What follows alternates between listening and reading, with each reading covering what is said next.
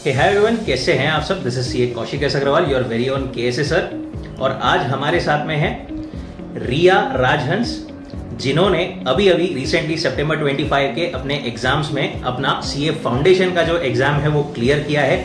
और स्पेशल बात, उन्होंने जो है लॉ इस सब्जेक्ट में, जिसमें बच्चों को 40 मार्क्स लाने में भी दिक्कत होती है, वहां पर 63 मार्क्स, राइट, 63 मार्क्स स्कोर किए हैं। सो उनकी स्ट्रैटेजी क्या थी, कैसे उनका अप्रोच था, जानते हैं उनसे ही। हार्टिएस्ट कांग्रेचुलेशंस रिया। सबसे पहले बताइए, जो रिजल्ट का माहौल था, जो रिजल्ट का मोमेंट था, वो कैसा था? तो ऑब्वियसली बहुत ही हैप्पी मोमेंट था, क्योंकि मतलब ये फाउंडेशन भी क्लियर होना, it's a big thing, right. Okay, घर पे सब बहुत खुश होंगे। Perfect, great. नहीं, obviously when we do the hard work and result we see that successful, तो मैटर करता है बहुत। रिया, अगर हम बात करें specifically directly on to the law में आपने स्कोर किए हैं 63 marks, right, out of 100। So एक बार हमारे स्टूडेंट्स के लिए आप बताएंगे कैसे क्या आपका अप्रोच था, आपने कितने बार रिवीजन की, आपने कैसे क्या पूरा अपने लॉ के पेपर के लिए अप्रोच किया? रिवीजन तो 5 टाइम्स तो हुई रहेगी। 5 टाइम्स रिवीजन, राइट। यस, क्योंकि टेस्ट सीरीज ही 4 थी, 50% और 100% थी। परफेक्ट। तो उनके लिए तो रिवीजन हुई ही, और फिर बाद में टाइम रहा था तब भी रिवीजन हुई। पूरी रिवीजन मॉड्यूल से ही की है, और आपका जो क्वेश्चन बैंक था उससे। तो क्वेश्चन बैंक में तो आरटीपी एमटीपी का कवरेज है, पास्ट एग्जाम पेपर क्वेश्चन है, तो वो देखती थी, उसमें ज़्यादा वेटेज किस पे था, तो उसके हिसाब से पहले मॉड्यूल से वो पार्ट पहले करती थी, और फिर इम्पोर्टेंट बोल के भी रख देती थी उसको। ओके। सो आपने बेस मटेरियल जो अपना कॉन्सेप्ट के लिए है, जैसा अपन क्लास में रखते हैं, वैसे ही आपने जो है उसको मॉड्यूल को बेस मटेरियल अपना बना करके रखा है और उसको उसके थ्रू स्टडी की है। क्वेश्चन बैंक आपने साथ में एक रेफर की है जो हमारी है, और उसके साथ में you have done the study. Perfect. Okay, revision आपने जैसा 5 बार आपने बोला की है, प्लस साथ में आपने बोला आपने टेस्ट सीरीज दी है। टेस्ट कितनी दी थी आपने, एक बार बताओगे? फुल 4 टेस्ट सीरीज, मतलब जो 50% प्लस 50% प्लस 100% प्लस 100% ऐसी जो 4 टेस्ट सीरीज देते हैं वो आपने दी थी। देखिए बच्चों, यहाँ पर मैं एम्फसाइज करना चाहूंगा आपके लिए कि टेस्ट सीरीज का बहुत ज्यादा इंपॉर्टेंस होता है आपके किसी भी एग्जाम में, किसी भी पेपर के लिए। आपने समझ लिया, पढ़ लिया, रिकॉल कर लिया, बट जब तक आप उसको एग्जाम लाइक एनवायरनमेंट में लिख करके नहीं देखोगे, तब तक आपको वो कॉन्फिडेंस नहीं आएगा, और कहाँ गलतियां हो रही है वो समझ में भी नहीं आएगा। ओके जी। एक और चीज, आपने लॉ के लिए जो है, जैसे हमारे चैप्टर्स है, उसके लिए कोई स्पेसिफिक सीक्वेंस फॉलो किया था?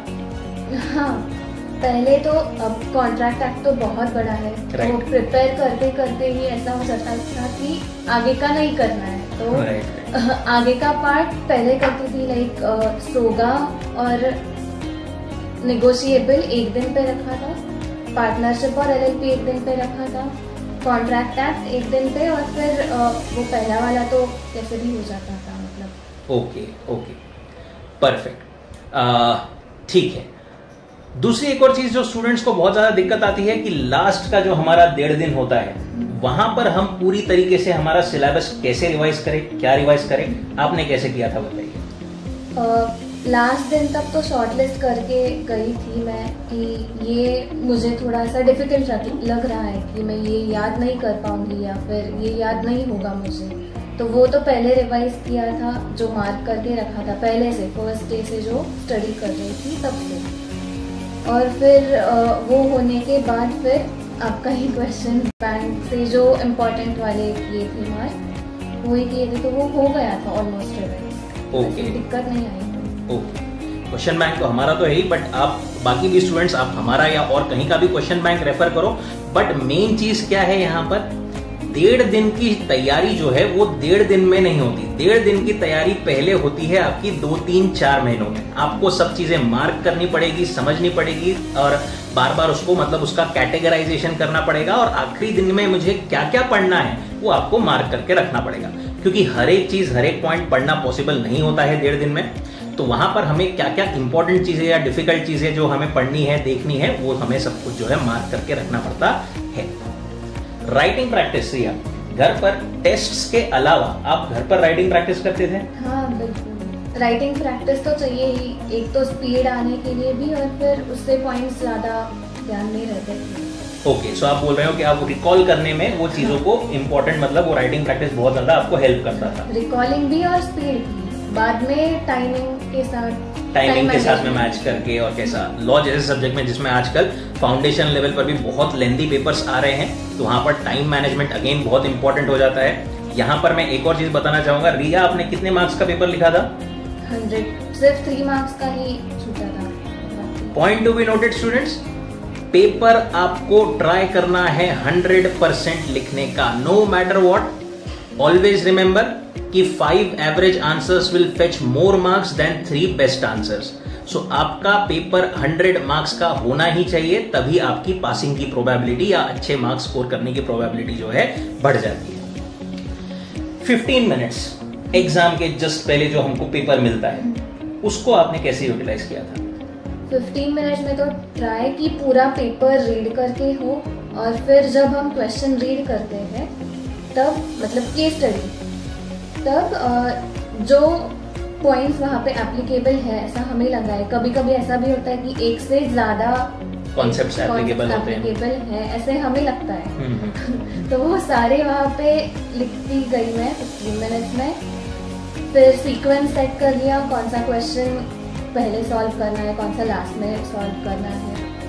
और फिर जो डबल कॉन्सेप्ट जो मैं बोल रही थी वो लिखे थे, वो जब थोड़ी सी शांत हो गई मैं, उसके बाद वो भी उस पे थोड़ा सा फोकस किया तो चीजें अपने आप समझ में आने लगी। Okay, perfect. Seeing the time management, 15 minutes का इंपॉर्टेंस किस तरीके से आप अपने पेपर को, जो इंपॉर्टेंट पार्ट या फिर डिफिकल्ट पार्ट है उसको साइड में रख करके जो इजी पार्ट है उसको एनालाइज करके आप इस तरीके से उसको यूटिलाइज कर सकते हैं। 3 घंटे वो कैसे थे? टाइम मैनेजमेंट तो ऑब्वियसली है उसमें, इसीलिए वो सीक्वेंस पहले डिसाइड करना बहुत नेसेसरी है। वो सीक्वेंस के हिसाब से जो कुछ पॉइंट साइड में निकाल के रखे थे उसके हिसाब से वो सब हो गया मैनेजमेंट। थोड़ा टेंशन था पर वो time management through out the paper you were in control पूरे 3 आवर्स में, कि जैसा टाइम है उस हिसाब से मैं क्वेश्चन करते जा रही हूँ, ऐसा आप ट्रैक रख रहे थे? ट्रैक रख रहे थे, वो इम्पोर्टेंट है ट्रैक रखना। परफेक्ट। और कोई स्पेशल पॉइंट लॉ के लिए जो आप हमारे स्टूडेंट्स को बताना चाहेंगे? स्पेशल ऐसा नहीं, पर मॉड्यूल पूरा रिवाइज जितनी बार होगा उतनी बार करना चाहिए। Just to summarise few points, material उन्होंने इंस्टीट्यूट का यूज किया था, उसमें भी कॉन्सेप्चुअल क्लैरिटी। देखिए बच्चों, आजकल जो आईसीआई का जो पैटर्न चलता आ रहा है, वो लोग मॉड्यूल में से छोटे छोटे पॉइंट्स पर, डीप कॉन्सेप्ट पर आपको जो है क्वेश्चंस बना के पूछ रहे हैं। सो आपको पहली चीज तो 100% कॉन्सेप्चुअल क्लैरिटी जरूरी है। Writing practice and everything is also important, but पहली चीज कम्स द कॉन्सेप्चुअल क्लैरिटी, जो कि आपकी हो सकती है फ्रॉम आईसीआई मॉड्यूल एकदम डीप में, तभी आपका आगे की चीजें अच्छे से हो पाएगी। कॉन्सेप्चुअल क्लैरिटी आपने मॉड्यूल से ली हमारे साथ में। दूसरी चीज आपने जो है टेस्ट सीरीज दी, क्वेश्चन आंसर्स बहुत सारे प्रैक्टिस किए, राइटिंग प्रैक्टिस की, राइट।